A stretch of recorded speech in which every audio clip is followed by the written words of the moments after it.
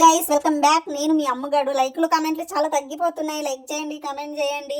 And ఈరోజు evening బయటనే dinner complete చేద్దాం అనుకున్నాం. డిన్నర్ అంటే హెవీగా బిర్యానీలు అవి కాకుండా నార్మల్గా స్నాక్స్ టైప్లో ఏం నచ్చితే అవి తిందామని చెప్పేసి అనుకున్నాం అన్నట్టు.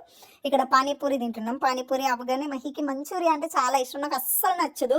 తను మంచూరియా తింటున్నాను. నాకైతే అస్సలు నచ్చదు. ఇంట్లో ట్రై చేయాలి, ఒకసారి ట్రై చేద్దాం. మనం ఏంటమ్మో బయట ఫుడ్ తినొద్దు అని చెప్తాం, మళ్ళీ మీరే తింటారు, బుద్ధి లేదా అని అంటారా?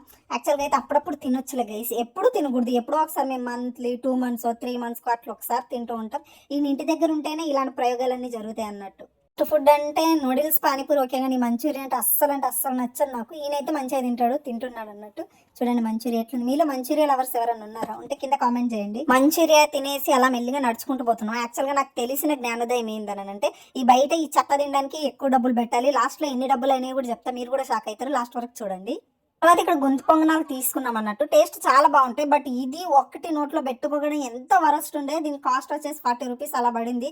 వేస్ట్ అనిపించింది నాకైతే. చాలా చెత్తగా ఉండే. ఒకటే తినేసి ఒకటిలో ఇద్దరం హాఫ్ తీసుకుని మొత్తం చెత్తలో పడేసినాం. అస్సలు టేస్ట్ లేకుండే.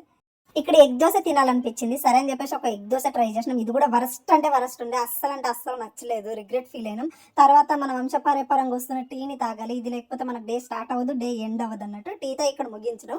టోటల్ అమౌంట్ ఎంత అయిందో చెప్పాలా? 300 అయింది గైస్. అదే 300 ఉంటే కేజీ చికెన్ వస్తుండే. And thank you so much. Love you all. Subscribe చేయండి, లైక్ చేయండి, కామెంట్ చేయండి.